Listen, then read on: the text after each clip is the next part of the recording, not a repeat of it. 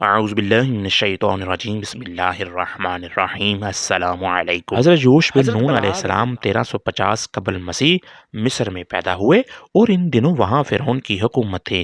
آپ علیہ السلام کا بنی اسرائیل سے تعلق تھا اور حضرت موسیٰ علیہ السلام کے خادم خاص تھے۔ چنانچہ ان کی حیات طیبہ کے واقعات میں آپ کا باکثرت تذکرہ ملتا ہے۔ روایات کے مطابق آپ علیہ السلام حضرت یوسف علیہ السلام کے پڑپوتے تھے۔ مورخین نے آپ کا نسب یوں بیان کیا ہے: یوش بن نون بن فراہیم بن یوسف بن یعقوب بن اسحاق اور بن ابراہیم علیہ السلام۔ گویا کہ اللہ تعالیٰ نے قرآن کریم میں آپ کا بطور نبی ذکر فرمایا ہے اور نہ ہی کہیں آپ علیہ السلام کا نام آیا ہے۔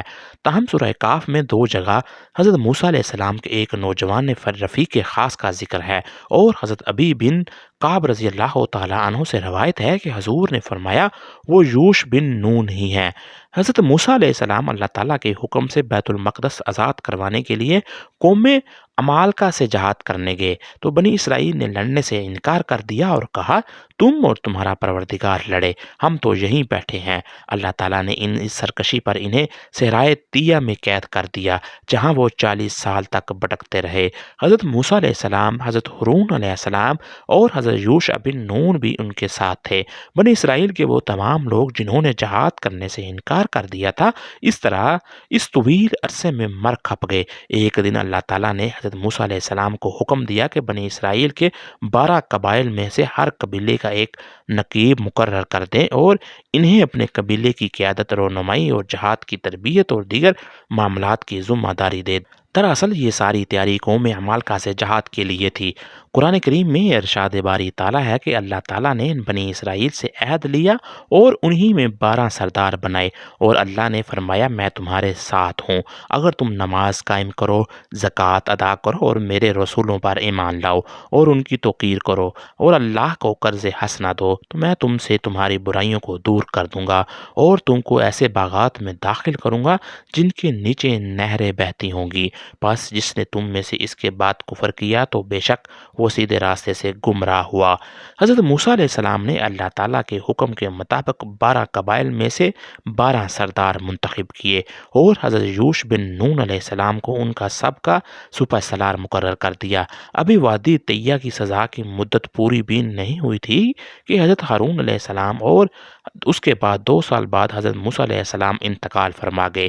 تاہم حضرت موسیٰ علیہ السلام نے انتقال سے قبل حضرت یوش علیہ السلام کو اپنا جانشین اور خلیفہ مقرر فرما دیا تھا۔ کئی مفسرین نے لکھا ہے کہ انہیں نبوت بھی عطا کی گئی تھی۔ حضرت یوش علیہ السلام نے سپہ سالار کی حیثیت سے بیت المقدس کی آزادی کے عظیم مقصد کو سامنے رکھتے ہوئے بنی اسرائیل کی جنگی تربیت زور و شور سے جاری رکھی۔ بنی اسرائیل کو وادی طیہ میں اللہ تعالیٰ کی جانب سے من سلوہ مل رہا تھا، ان کی کوئی معاشی سرگرمی تو تھی نہیں، سو انہوں نے اپنا زیادہ تر وقت فن حرب سیکھنے میں صرف کیا اور جلد ہی جنگ دو پیج میں مہارت حاصل کر لی۔ صحرائے طیہ میں جب قید کے 40 سال پورے ہوئے تو اللہ تعالیٰ نے حضرت یوش علیہ السلام کو حکم دیا کہ بنی اسرائیل کو ساتھ لے کر ارض مقدس کی جانب جاؤ اور قوم میں عمالقہ اور دیگر سے جہاد کر کے اپنے آباء و اجداد کی سرزمین آزاد کرواؤ۔ بنی اسرائیل کی نئی نسل کو اپنے بڑوں کے جہاد سے انکار کی غلطی اور اس کی پاداش میں قید کا احساس تھا۔ پھر بیت المقدس تو ان کا اپنا وطن تھا، لہٰذا وہ خوشی خوشی جہاد کے لیے تیار ہو گئے۔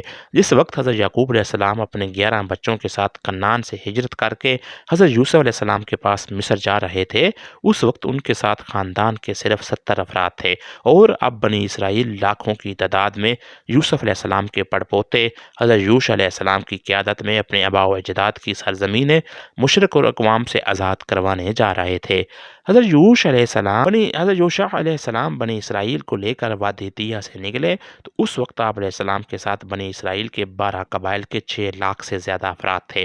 حضرت یوشع علیہ السلام نے ان سب کے ساتھ نہر اردن پار کی اور اریحا کے مقام پر پہنچے، جو سب سے بلند اور مضبوط فصیلوں والا قلعہ تھا۔ بنی اسرائیل نے 6 ماہ تک اس کا محاصرہ جاری رکھا اور پھر ایک روز قلعے کی دیوار کا کچھ حصہ گرا کر شہر میں داخل ہو گئے، جہاں گمسان کی جنگ ہوئی۔ اسرائیلی روایت کے مطابق شہر کا محاصرہ جمعے کو بھی جاری تھا کہ سورج غروب ہونے کا وقت ہو گیا، جس کے بعد ہفتے کا دن شروع ہو جاتا، جس میں بنی اسرائیل پر جنگ اور شکار وغیرہ پر پابندی تھی۔